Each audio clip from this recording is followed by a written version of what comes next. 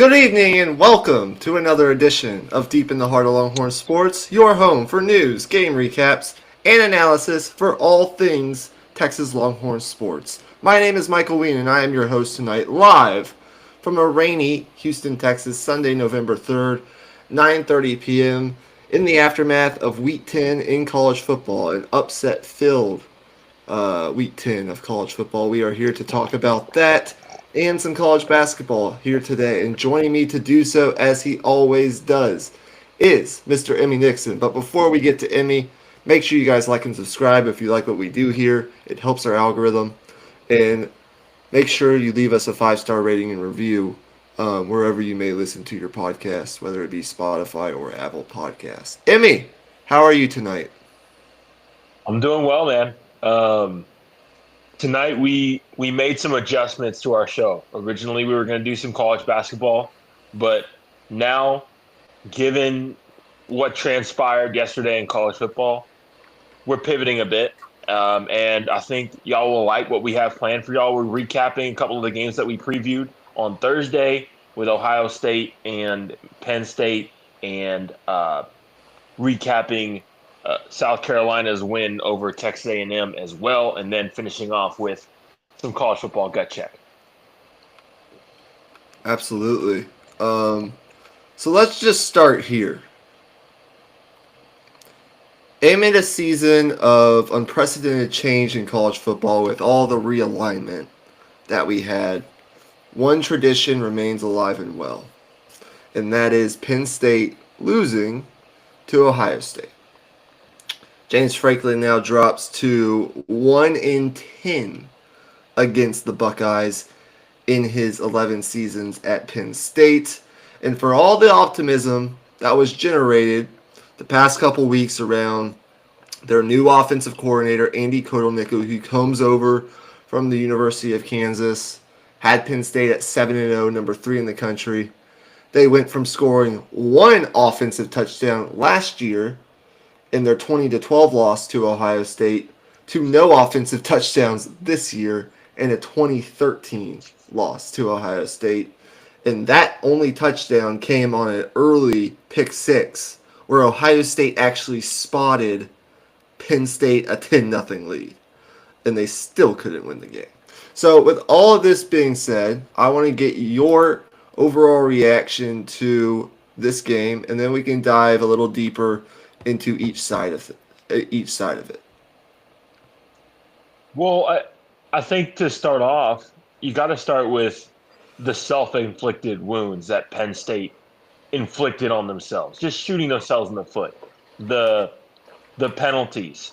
They had the big penalty on the defensive back just taunting when they would have gotten a third down stop.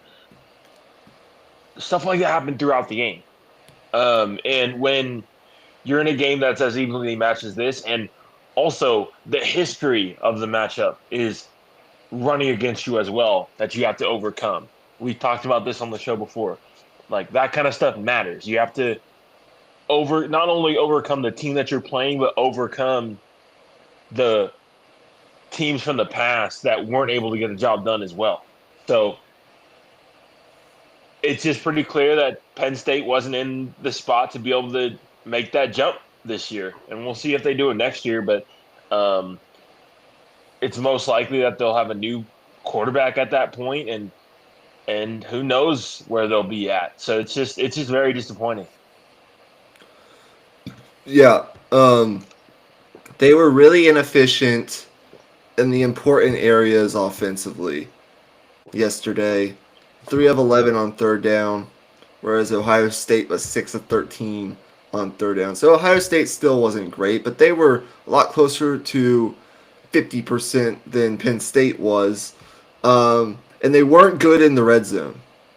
We're not good in the red zone. They were not able to convert any touchdowns down in the red zone.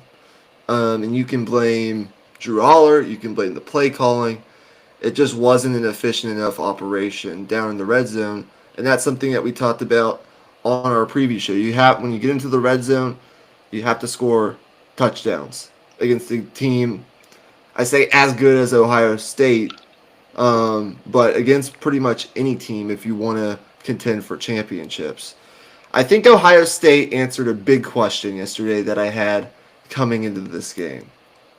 And that was given their subpar performance against Nebraska the previous week in this department, could they sustain a run game with the injuries that they had been dealing with on their offensive line? It's kind of a makeshift offensive line. They moved their All America guard Donovan Jackson out to left tackle with the left tackle injuries that they've been dealing with. But they were much better in the run game than they were last week. And when you look at the overall production in the run game, 38 carries for 180 yards, 4.7 yards per carry. What does that tell me? Not only did they run the ball effectively enough to win the game, but they stayed committed to it. And it felt like throughout the game on important third downs, they were able to take some pressure off of Will Howard and run the ball effectively to move the chains. And I think a lot of the credit has to go to Chip Kelly, who, to a degree, was being questioned by some Ohio State fans after what happened last week. And they righted the ship this week. I don't know if Will Howard, in and of himself, is good enough to lead a team to a national championship. But if he has the pieces around him and if he has a running game to support him, this team is plenty good enough to win a national championship. It was an important win for Ryan Day, who's been dealing with his own recent can't win the big game stigma. He gets to 3-6 against top 5 opponents, which still isn't great. Not where you'd like it to be if you're a program like Ohio State, but it's still better than a lot of his contemporaries. Brian Kelly, 1-8 against top 5 teams at Notre Dame and LSU. Lincoln Riley, 1-5. Steve Sarkisian, 2-8. Like it's a little better than those guys. And so this was a big win for Ohio State. I also thought their defense was very good yesterday. They got a lot more pressure on Drew Aller than they did a couple weeks ago against Oregon, against Dylan Gabriel. And so that's encouraging. Their pass rush hadn't really been as effective as I would like it to be the past couple weeks. So I thought between their running game and their running game on the offensive side of the ball, they didn't play perfect, but they were a lot better, and they proved to me some of the things I had been questioning coming in. So give credit to Ohio State. I guess the overall question now is, how do you view Penn State now in the overall scope of the college football playoff race?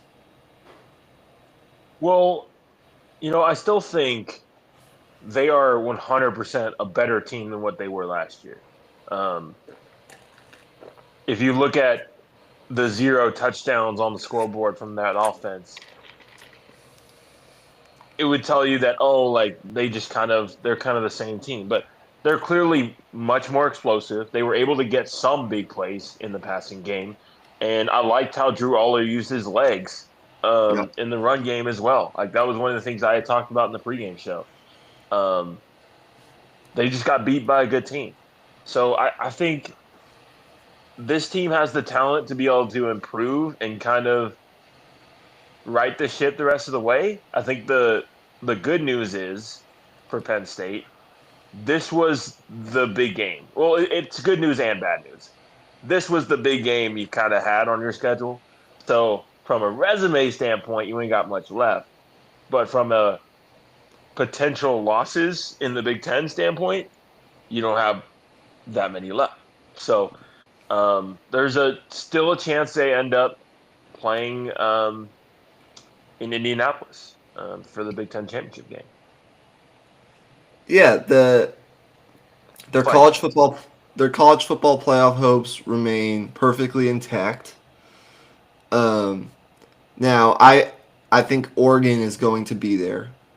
Yeah. I don't know that Oregon is going to lose a football game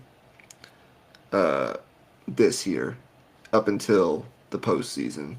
Well, I was potentially. more so referring to just if Ohio State lost the game. Yeah. But there's also Indiana in the race. Right. And so Indiana might also have to lose a game, but they play Ohio State. Right. Um, this is a 7-1 football team, though, with road wins against West Virginia, USC, and Wisconsin. And they're going to be heavily favored in their final 4 games. If they win out, it's likely they're in the at 11-1 and 11-1 Big Ten team. I mean, I'm just guessing here, but it's likely they're in the 5 to 8 seed range, so they're likely at least hosting a first round playoff game. Um, but none of that changes the fact that James Franklin, although he's a very good football coach, is 1-10 against the class of the Big Ten for much of the past decade. We know Michigan had their run the past couple years, but Ohio State has been there year in, year out. And he's 1-13 against AP top 5 teams during his time at Penn State. So I think for this to be a successful year for Penn State, with all the talent that he has on this roster, I think given that they now lost the Ohio State game, I think they need to win out. And whether or not they play in the Big Ten championship game or not, they need to win a game in the playoff. That's how I would kind of be viewing this for Penn State. I think if they can win a game get in the playoff and win a game in the playoff, that's a pretty successful year for Penn State, because that's not something they ever did in the 14 playoff era. And so I still believe that they can do it. It's just going to take a better effort than yesterday in the situational football downs, third Yeah. downs and red zone. Yeah, That's that the was an biggest thing. execution thing, 100%. Yeah, I don't think it's a, definitely not a talent thing, and I don't think it's a coaching thing either. Like I do think their new offensive coordinator did a decent job, and the differences from last year to this year were present in that game. It's just that the plays were there to be made and they weren't made. So yeah. we'll see. Let's jump over to the SEC, where last night in Columbia, at in the South Carolina A&M game, South Carolina comes out with a big win over number 10 Texas A&M, a definitive blowout win for that matter against number 10 Texas A&M, who was coming off their biggest win of the season at home against a ranked LSU team who's still in contention for the SEC. I can't say that I'm super surprised that Texas A&M suffered a letdown after its huge win over LSU last week, but I was a little bit surprised that it was this definitive. South Carolina's 115th ranked offense exploded in the second half, and they got the 44-20 win over the Aggies. Huge win for South Carolina. I tweeted this out last night. Let me pull up my tweet. I don't know if you saw my tweet. And this is something that Josh Pate talks a lot about on his show. And so I credit him too. But I said, Bill Parcells famously said, "You are what your record says you are." That can be true in the NFL. Like the Patriots being a 2-6 team, yeah, we get it. Yeah, makes sense. But in college football, that statement right there is seldomly true. South Carolina, if you watch them at all this season, is way better than a 5-3 football team. Definitely. And coming into last night, they were way better than a 4-3 football team. Lenore Sellers has missed time. He's a young quarterback who's gone through some growing pains. Their only losses were a loss to LSU in a game that they were up at times and had some very spotty officiating, a 2-point loss on the road at Alabama, and a loss to Ole Miss. So they've lost games to 3 top 15 teams. 2 of them have been close, and they were just waiting for this breakthrough. And then you could kind of see it coming at some point. Um, but you have to give credit to Shane Beamer in this entire operation for being ready to play. They jump out to a 14 to nothing lead. Um, and Lenora Sellers' pocket presence from the jump was fantastic. He was avoiding sacks, getting out of the pocket, making plays with his legs, and keeping them on schedule. It's an A&M defensive line that is very good, full of NFL talent. And they were getting in the backfield. South Carolina's offensive line isn't great.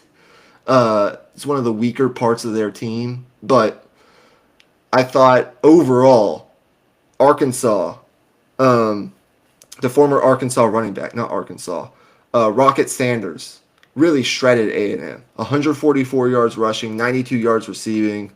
Lenora Sellers was effective enough with his arm. He didn't turn the ball over. That's been a big problem with him. Obviously, he's a young quarterback, but we knew coming into this game, can't give the Aggies short fields, can't turn the ball over and give them extra opportunities. And he was fantastic with his legs. He ran the football, 15 carries, 106 yards, and 1 touchdown. If Lenora Sellers plays like that, and you have all that talent on that defense, and the pass rush with Dylan Stewart, and all of that NFL talent on that defensive front, South Carolina is a real dangerous team. And right now, I would pick them to beat Clemson at the end of the year by 2 touchdowns. I think they're 2 touchdowns better than Clemson is. And I don't care where that game is. So, look, they're not going to win the SEC because they already have 3 SEC losses. But, again, in their past 3 games, they lost by 2 points to Alabama on the road. They drilled Oklahoma on the road. And they doubled up a top 10 A&M team. So, I think this is more about South Carolina than it is about Texas A&M. Texas A&M's defense got exposed a little bit last night. 25 missed tackles. It's kind of been a bugaboo for them all season long. That can't happen again. But when you look at A&M, I mean, everything's still right in front of them. That was their first conference loss. As much as we want to bang on them, and Mike Elmo, who, that's what I'm calling him now, Mike Elmo, not Mike Elko. As much as we want to bang on A&M, they got New Mexico State after the bye week. They got Auburn at home, and then they have Texas. So that Texas game is still the game which will likely decide the fate of their season, despite everything that happened last night. So they got to clean up the tackling. I didn't think Marcel Reed played bad, but South Carolina was better last night, and you got to give them credit for that. What do you think? Yeah, exactly. I think Lenore Sellers, he was given some Cam Newton vibes, definitely. Just with the size and the level of physicality that he was running the football with was really, really good. And he impressed me as a passer as well. He's a better passer than I think people give him credit for as well. And you know what, too, is I didn't really love the move to switch quarterback for A&M originally, but looking back on it now, it's like in the SEC you got to lean on experience, and I get it. Connor Wigman wasn't playing well, but going to a true freshman at quarterback on the road in that environment, I don't know. I just think if you were gonna make that switch, like it should have been if he had won the job from the start of the year. Like I just think it's too late for big moves like that, especially with your SEC championship hopes hanging in the balance. Right. I think at this point in the year, your team kind of is who it is. Right. And I don't know that changing out one position, even a position as important as quarterback, is going to change much. Either way, negatively or positively. It's probably much more likely to change it negatively than positively, which is what you're getting at. But I think regardless, if it was Connor Wigman or if it was Marcel Reed, I think they were going into a hawk's nest last night. Yeah, I agree. I agree. Um, and look, in the second half, they kind of got their asses whipped. I give them credit for responding that the way they did after they fell down 14-0. Um, they tied it up 20-20 at half. I thought they had a lot of the momentum going into halftime, but you got to give credit to the run game for South Carolina, the pass rush in the second half for South Carolina, and the run game of Lenore Sellers, making plays with his legs, 15 carries for 106 yards and a touchdown, along with Rocket Sanders. Big win for Shane Beamer. Um, he's going to be around, I think, a lot longer at South Carolina. This team is much better, again, than a 3-3 team in league play and a 5-3 team overall. Josh Pate talked about it tonight. I caught the latter half of the show. Didn't catch the first half. I'll have to go back and rewatch it. But he said, like, how is South Carolina not ranked in the back end of the top 25? They deserve to be there. And I agree with him. So, with that, there are no remaining SEC teams with perfect conference records. A&M was the last one, and they lose last night. So, Georgia and Texas A&M technically are tied for first because Georgia has the win over Texas, and A&M, that was their first loss last night. But Tennessee, Texas, and LSU are also all right there with just one conference loss. So there are 5 teams in the SEC with only one conference loss. And then you have Alabama with 2. And there are a couple other teams hanging around with 2 conference losses. Ole Miss has 2, and they got a big win yesterday on the road at Arkansas. And now they get to host Georgia. So I guess before we get into gut check, let's talk about Georgia really fast. Because they played Florida yesterday. And you may have seen part of the game, but look, even with what they did to Texas, something still feels off with Georgia. Yeah. And I think what it is it's Carson Beck, who was a projected first round pick before this season started, maybe the projected first overall pick by a lot of outlets. And it just looks like, I don't want to say he doesn't have it this year, but something's up. He threw 3 interceptions yesterday against Florida. Could have been 4 interceptions very easily. And he now has 11 interceptions in his last 5 games. I think he leads the Famous SEC. numbers. Yeah, he leads the SEC in interceptions. And look, it's a year where I don't think there's a lot of great quarterback play across the country. There's some good quarterback play. I don't know that there's great quarterback play, aside from maybe a couple. But this, if Georgia wants to achieve its ultimate goal, my ultimate point here is Carson Beck can't be having games where he's turning the ball over multiple times. I think this is 4 straight weeks where he's turning the ball over multiple times. It can't continue like this. And look, DJ Lagway suffers an awful hamstring injury. I'm so disappointed that it had to happen like that for him. Young freshman, talented guy. And I think if he remains in the game, Florida could have won the game. Legitimately think that, because I think Florida, even though people have kind of discounted them at this point, they're playing a lot better football than they did to open the season against both A&M and Miami. It's awful that DJ Lagway can't play against Texas, because I wanted to see him play against this Texas defense. But that's another story for another day. So they bring in Aiden Warner, who's their 3rd string. He's a transfer from Yale, so smaller school, smarter than all of us because he got into Yale, but limited in what he can do in that situation against Georgia, in that environment. 7-1 for the Dogs, 5-1 in the SEC. Everything's good and well. You're number 2 in the country. We know how good you can look, but what's going on with Carson Beck? That's my ultimate question. Do you have any thoughts on that? Yeah, I think he he has an aggressive processor. Is I think what I would put it as.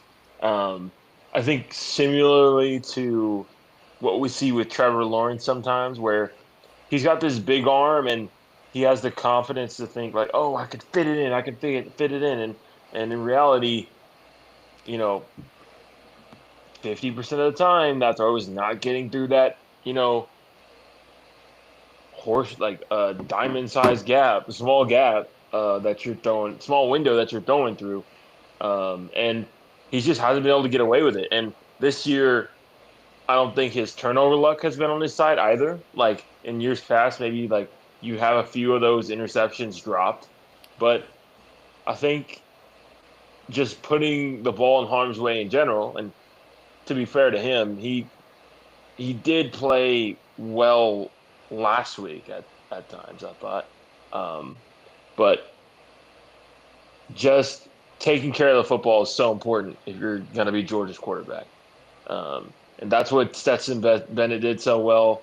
That's one of the things he did so well, and that's how they won 2 national titles. So Carson Beck needs to kind of follow suit with that. I think he just needs to stop thinking. I don't know the guy. I don't know if he's thinking. This is more speculation looking in from the outside, but I think there's a little bit of I want to be a first round draft pick. I got to play like this, and this. I got to make the big plays, but you can't think like that. You got to kind of for the role that you need him to do on this team. He's just got to be a game manager.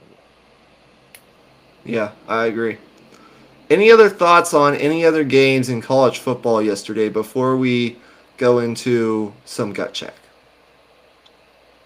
Um, well, I think we'll talk about the game with my gut check question. How about that? Okay, go ahead and bring it up. Let's start this thing Okay. off. Yeah. So my question for you is in the transfer portal era that we're in now, do you think giving true freshman quarterbacks playing time will become more common in an attempt to keep them around for a full 3 years?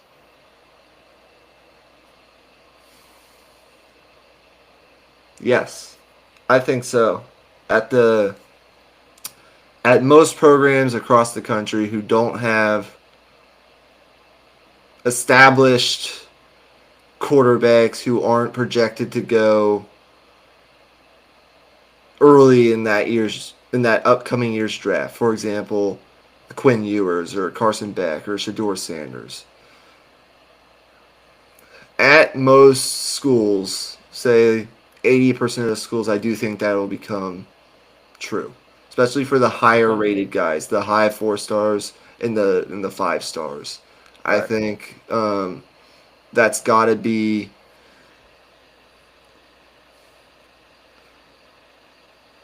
it's got to be the case, but at the same time, like you're not hamstrung to playing the quarterback that you recruit out of high school because you can also utilize the portal to get a Right. quarterback. So it's a tough question, but I think it will become more common, whether you agree with it or not.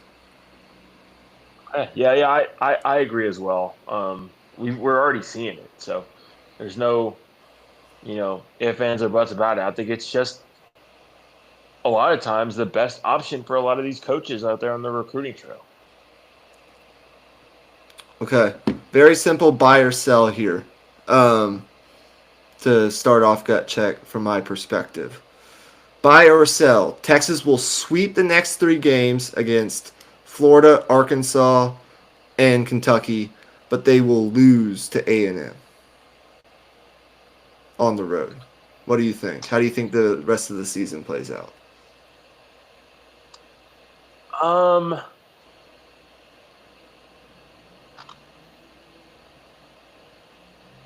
Or do you okay, think they slip? Do you think they slip up to another team? I think they'll finish strong. Um, Okay. I for me personally, I like how they've been playing. I think they're close to where they want to be. It's just you know the second half of that A&M game and a few plays here or there, and they're an undefeated football team. Like you look at that USC game, week one. I mean, it's splitting hairs. Yeah. All right. Do you have another question, or I can keep going?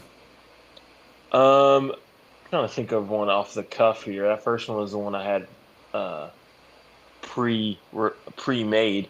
Um, I wanted to ask you something on Tennessee because I think they're definitely worth talking about right now with how they're playing. Um, so I'll structure my question like this: Tennessee is the blank best team in the SEC right now.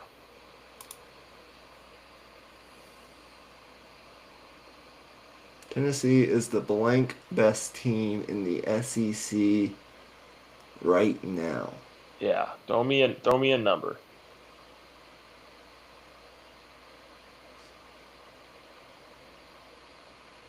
Yeah, Georgia, Texas. Fourth seems about right. Okay. Fourth seems about right to me. Um, I would go in my hierarchy right now. I would go Georgia, Texas, Texas A&M, Tennessee, LSU. That's how I'd Okay. rank them right now. So A&M still ahead of Tennessee. Yes, I Got do you. believe Okay. A&M is still a little better than Tennessee is right now.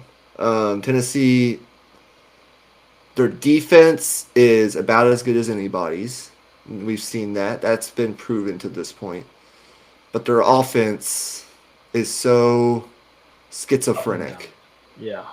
that I can't Very up really. and down. I kind of view A&M and Tennessee in a similar light.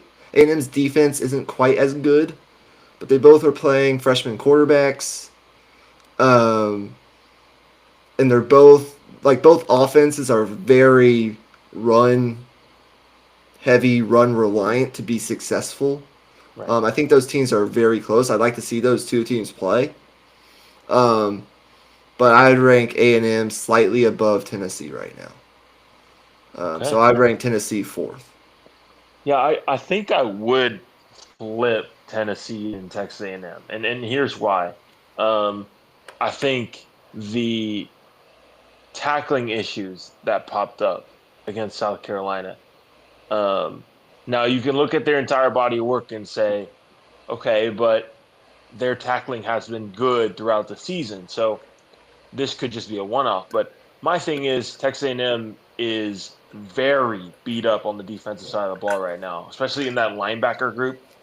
And we saw it over and over and over again in that game on the second level when Sellers would break through. Those backup linebackers weren't able to come up and make those tackles. So that's where I'm at with that ranking.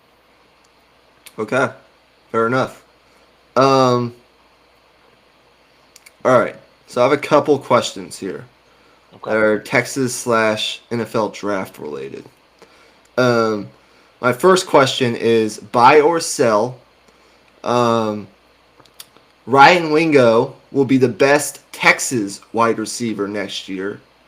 However, Ryan Williams will be the best receiver in the SEC next year. So Ryan Wingo, best Texas receiver, but Ryan Williams, best SEC receiver.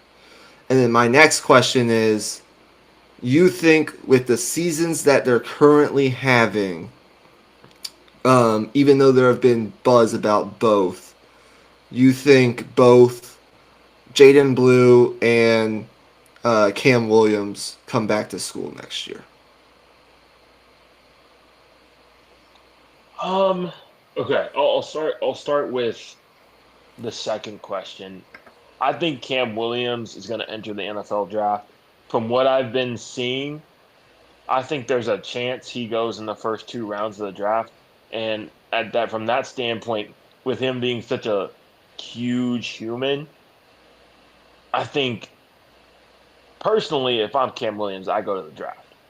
And that's not because Texas isn't a great situation. It is, and you can get NIL and all that. But I think going into the NFL might be the right thing. If since he's such a large person, if you get a big injury, all of a sudden you're looking at yourself like, okay, I'm dropping down to like the fifth round now. So for his sake, I think he should probably go to the draft. And I would probably say for Jaden Blue, come back, but that situation is a little bit more fluid because um, what's the situation with CJ Baxter? What's the situation with Jared Gibson? What's the situation with Christian Clark?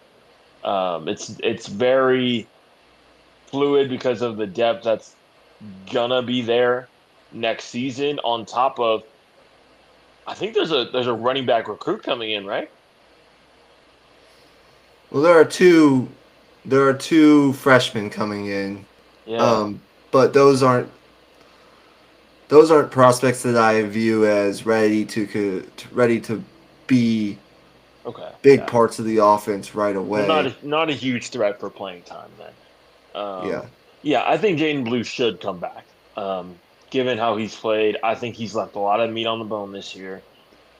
And I think he can prove that he can be a premier back when paired with a thunder to his lightning, because he doesn't really have that right now. I think if he were to come back, you risk potentially losing a guy like a Trey Wisner Yeah, because, like it or not, C.J. Baxter is back and he's going to have his job back next year to some degree. Might be splitting reps with Trey Wisner if Blue doesn't come back, or it might be splitting reps with Jaden Blue. But I think you risk losing a guy like Trey Wisner at that point because they want Jared Gibson to play next year a lot. yeah, And so I agree with you on that part. Cam Williams' highs are first round pick good. yeah, But his lows the past couple weeks just had me kind of questioning, like, where is his stock at this point? yeah, Um, and for a guy like him who's in his first full year starting at that position, I don't know how they view. I know we've had the past couple years guys like Amarius Mims, right, who really don't stick around all that long and don't start all that long at the college level, and they end up being first round picks.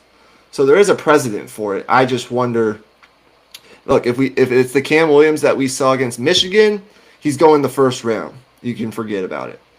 But if it's the Cam Williams that we saw against Georgia, I don't know. So I'm just kind of trying to gauge where people think his stock is at this point. I agree. If he's got a day one or an early day two grade, he needs to go. yeah, Um, but if and it wouldn't be good for the Texas team overall if this happens. I'm not wishing for this to happen, obviously. But if some of these struggles continue from the past couple weeks over the next 4 games, I wonder where that puts his stock overall. From a physical standpoint, yeah, he's as impressive as you can. Maybe not as impressive as you can get, but he's really impressive. But performance on the field is what the scouts are ultimately looking at, right? So I think those are two interesting conversations. What about the receiver question? Ryan Wingo, best receiver on Texas next year, regardless of what happens? With the freshmen yeah, coming yeah. in? Yeah, I think I'll buy that. It doesn't seem like Arch Manning has the greatest chemistry with Jonte Cook at the moment. Um, but that can still be built up, obviously. But um, Ryan Wingo, I think, will be that number one guy next year. And Ryan Williams is just Ryan Williams. Him and Jeremiah Smith are I mean, shoot. Hopefully, Ryan Wingo puts himself into that trio once their draft names get thrown in there. But as of right now, it's those two guys at the top, and you can put whoever you want at one or two. Doesn't really matter. Those are the guys. I agree. Let's do two more questions each, and then we'll get out of here for tonight. All right. You go ahead. Okay. All right. I'm going to ask you something on the Big 12 because we've had a lot of chaos in the Big 12 here recently. Um, Iowa State went down yesterday. Kansas State went down yesterday. Um, so my question to you is, where are you at on the Big 12? And this can kind of just be a conversational question, just to have some conversation about the Big 12 because we haven't talked about it much this year. Like, where are you at with the Big 12, and who are the favorites right now, in your opinion? Because it seems like from where we were at the start of the season, way we previewed it, it's flipped upside down. Well, the Big 12 is very light on elite teams. I don't think it has any elite teams. Yeah, But we kind of maybe expected that before the season. And it's high on parity. If you like parity, watch the Big 12 on a weekly basis. It's a heck of a yeah, lot of fun. It's not the highest quality of football. It's not. I mean, there are NFL players obviously in the Big 12, but it's not the SEC and it's not the Big 10. We know that. But that's kind of where the Big 12 is at, right? yeah. Yesterday you had Texas Tech. Give credit to Joey McGuire's team, Taj Brooks, one of the more underrated running backs I was about to say the NFL in college football. Soon to Um, be the NFL. yes, he gets the Red Raiders to 6-3, 4-2 in the Big 12, and hey, with two conference losses in this conference, you're still kind of in play to get to the Big 12 championship. Um, you beat number 11 Iowa State in Ames. That's a hard place to play, so give credit to him. And less than an hour later, Houston, I don't know if you saw this, Houston is one of the Yeah, worst teams the first month and a half of the season. They're now 4-5, so still not good, but they beat K State. They rallied from a yeah, 19-10 deficit entering the fourth quarter to beat Kansas State to drop K State to two losses, 4-2 in the Big 12. I think to answer your question, the favorite right now has to be BYU, who's number 9 in the country and they're undefeated, and they crushed K State earlier on this season. Um, but I would put Colorado second, believe it or not, with one conference loss. They actually play Texas Tech this upcoming weekend. That's a marquee game this weekend. right. Um, and then I kind of put BYU 1, Colorado like 2A, and then I still have Iowa State kind of as 2B. I still think Iowa State's very good. So I agree. Yeah, that's kind of how I would rank the Big 12 right now. But after that, like you got Texas Tech still in the race, you have K State still in the race. There are a lot of teams still in this thing. Maybe not the teams we thought at the beginning of the season. Like Utah isn't very good this year. Oklahoma State's not very good this year. yeah, But there's a lot of parity in this conference. yeah. Even UCF was talked about as a dark horse. Yeah, Um, it's been chaotic. And one thing I'll say is maybe if you can't sit through an entire game of Big 12 football, that's fine, but just flip it on like midway through a third quarter. Chances are you got a game within 5 points and you got some high quality entertainment. That's all I'm saying. definitely. Yeah. I think like the eighth best team in the SEC this year could win the Big 12. Yeah. Um, Probably like the fifth or sixth Missouri. best team. The fifth or Fucking sixth best Missouri. team. Yeah, the fifth or sixth best team in the Big 10 could probably compete for the Big 12. I think like a South Carolina probably wins the Big 12 pretty easily. Shit. Yeah, you're probably right. Um, with the NFL athletes that they have on the line of scrimmage. But yeah, it's a fun league. All right, Um, I don't know how I want to see when you do gut check off the rip like this. It's hard to know how to word the questions unless you just do easy buy or sell questions. Okay, let me ask you this first. We have to talk about this because it's fantastic. Uh, Vanderbilt is the biggest story in college football this year. They're now 6-3, 3-2 in the SEC. They beat both Alabama teams, Auburn and Alabama, and they're bowl eligible for the first time in 6 years. They are the biggest story in college football right now. The best story. Maybe not the biggest, the best story in college football right now. Did you agree with Yeah, that? I mean, yeah, man. When my sister was at Vanderbilt, they were they were ass. They were like really fucking ass, like really bad. It was like them and who would the other? Yeah, I guess them and just I guess Colorado as the two worst Power Five um, Teams? teams in college football perennially. Yeah. Um, so for them to do this quickly, just flip a switch and be all of a sudden a ranked team in week 10, that's nuts. So shout out to them. And also just, I think like there's something to, if you have the right coach, you can kind of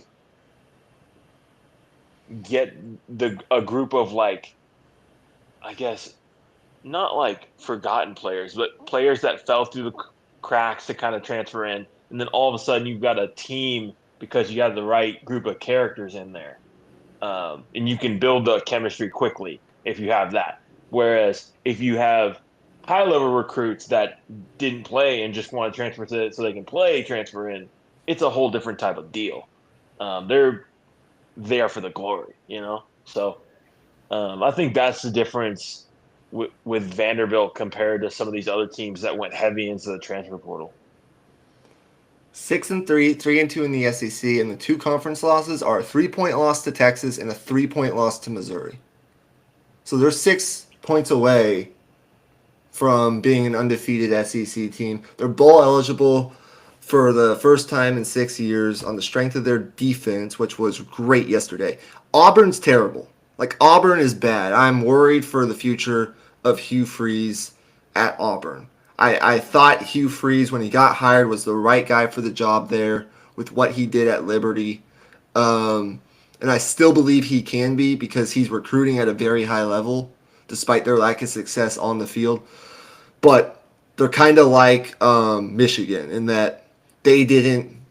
They just were ignorant at quarterback. They did not address it in the transfer portal, and they should have. Yeah, Um, but Vanderbilt's defense is legitimate. Like, they held Auburn to 50 rushing yards on the road. We all know that Jordan Hare Stadium, no matter how good or bad Auburn is not an easy place to go and win.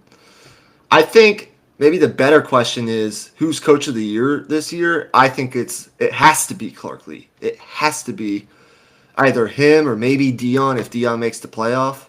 Um, I'd lean Vanderbilt just because of like, or Indiana's coach as well. yeah, that's true. Kurt Signetti is doing the damn thing, Yeah, but he Clark is, man. Lee is the point being. Clark Lee is very deserving of what he's done with Vanderbilt. 9-27. Um, his first 3 years just very very bad, and now bowl eligible. And I don't know Vanderbilt's remaining schedule, but they could win 8 games. They could go 8-4 very easily. Yeah, Um, so good for them. And they own the state of Alabama. Diego Pavia can legitimately claim he owns the state of Alabama. Diego Pavia last year at New Mexico State beats Auburn.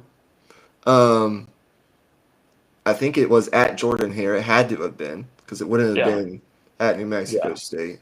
yeah. Um, and then he beats Alabama, and he beats Auburn again this year.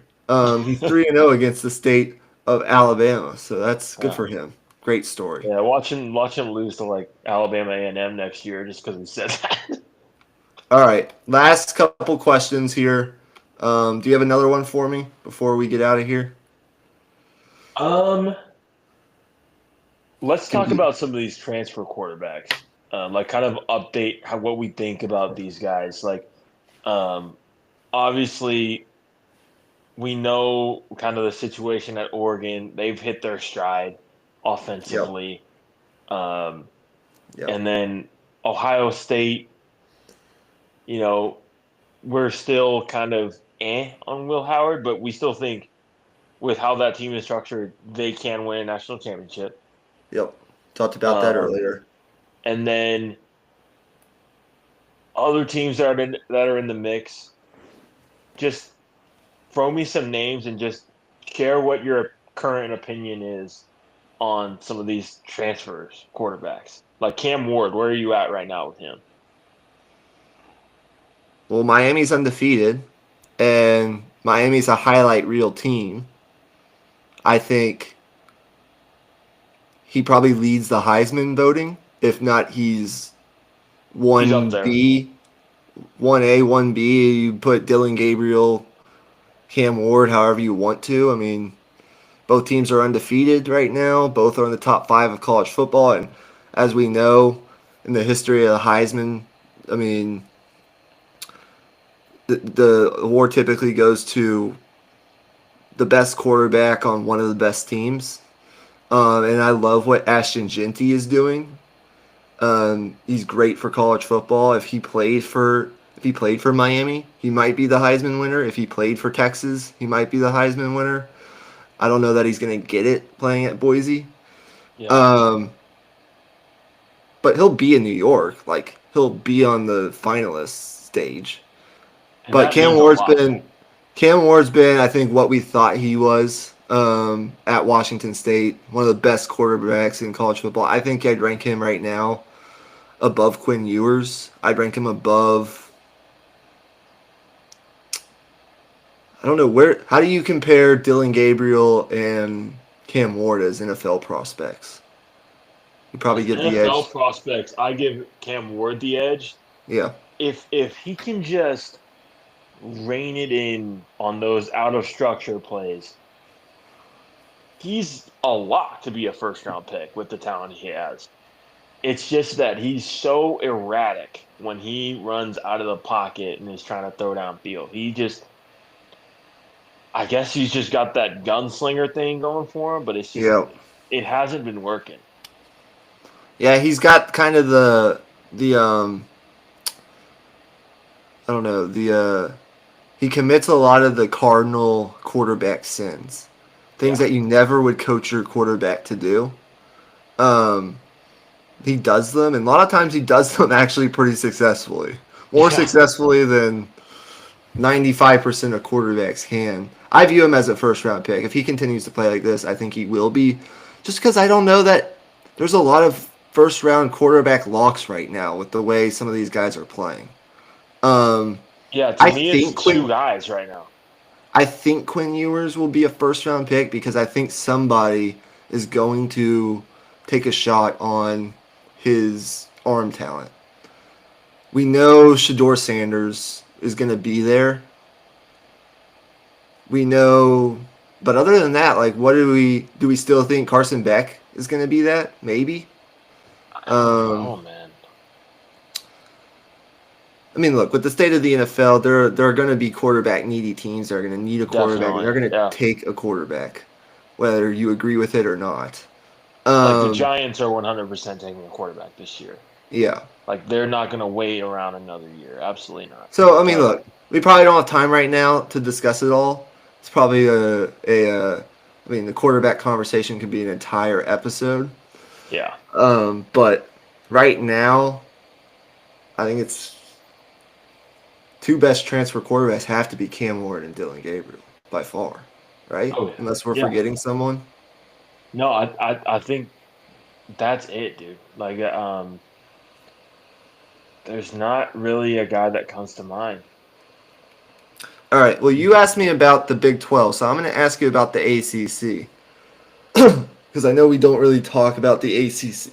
Excuse me, the ACC or the Big 12 a lot during the season. But right now, you look at the ACC and where things stand right now.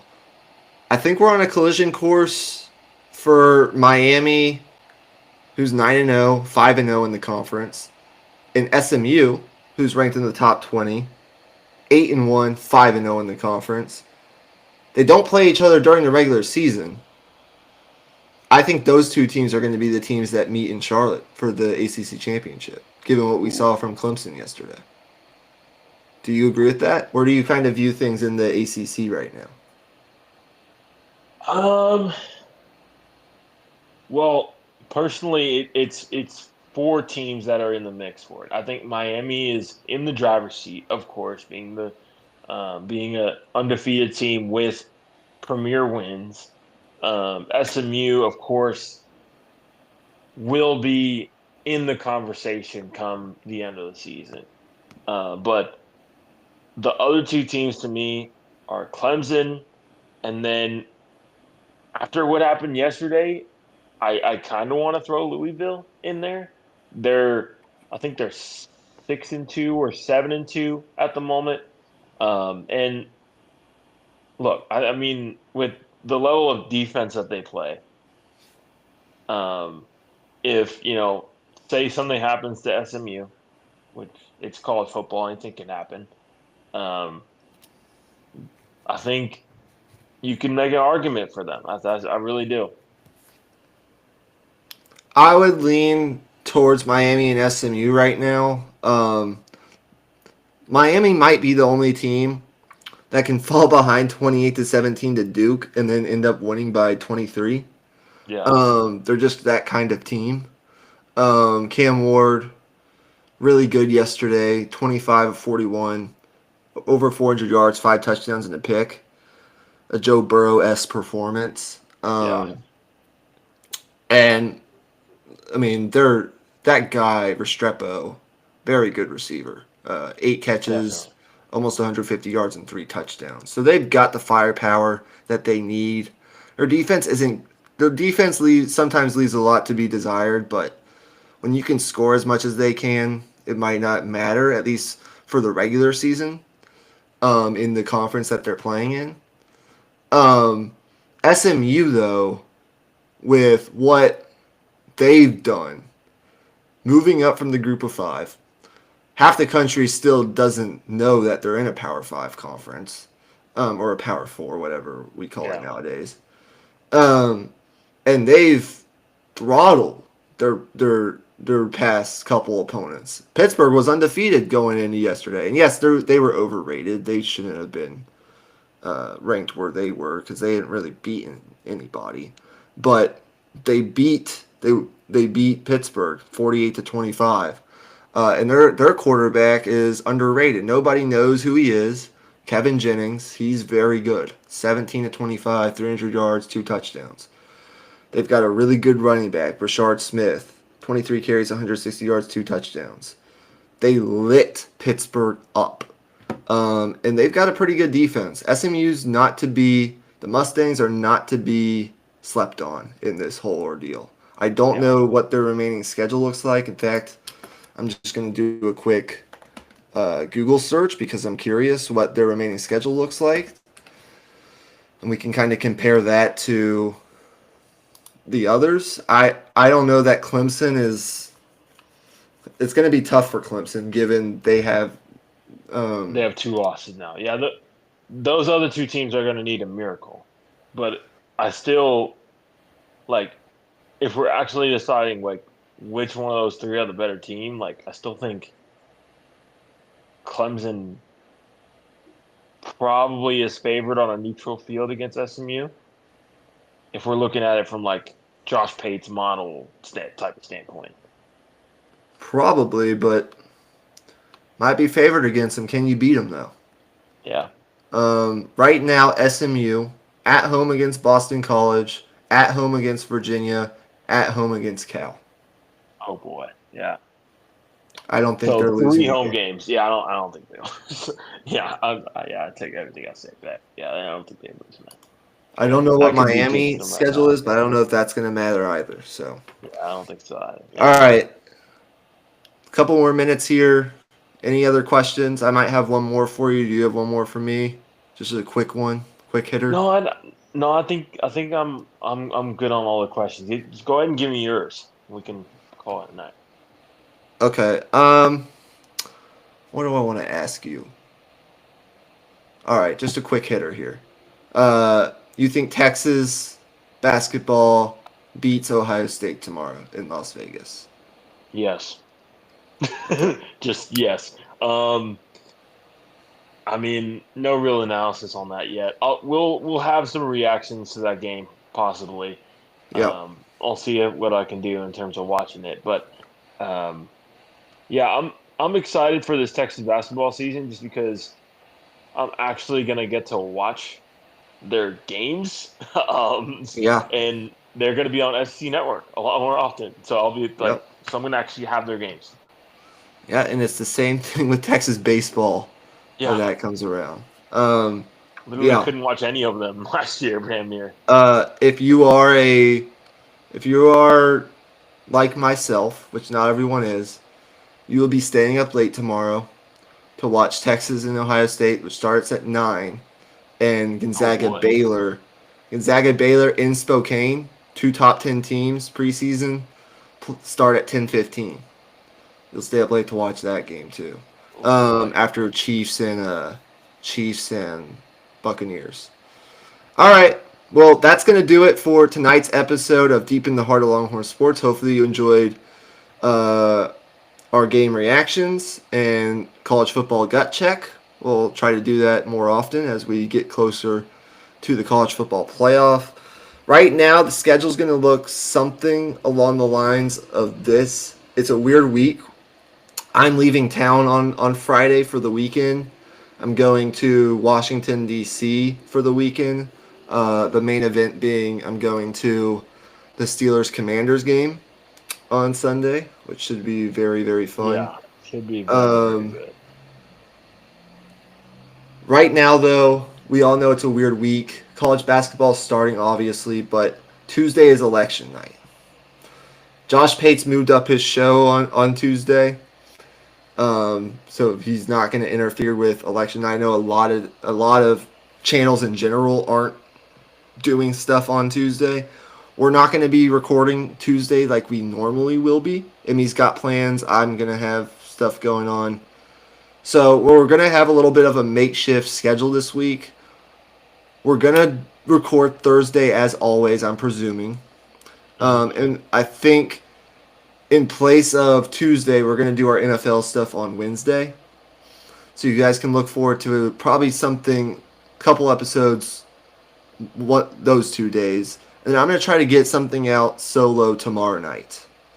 Don't know what it will be, but we're a month from signing day. There's some recruiting stuff. And then there's also some more college basketball stuff that I have on my mind. So I'm going to try to do something tomorrow. No guarantees, but that's kind of where we stand schedule wise. But thank you guys for watching. For Michael Ween, he's Emmy Nixon. We're back into business this week. Texas plays Florida to finish off the last quarter of their schedule, first season in the SEC this week. And we will be back to preview it on Thursday. So until then, hook 'em horns. Let's beat Ohio State tomorrow. Get off to a good start in the college basketball season. And peace out. Peace.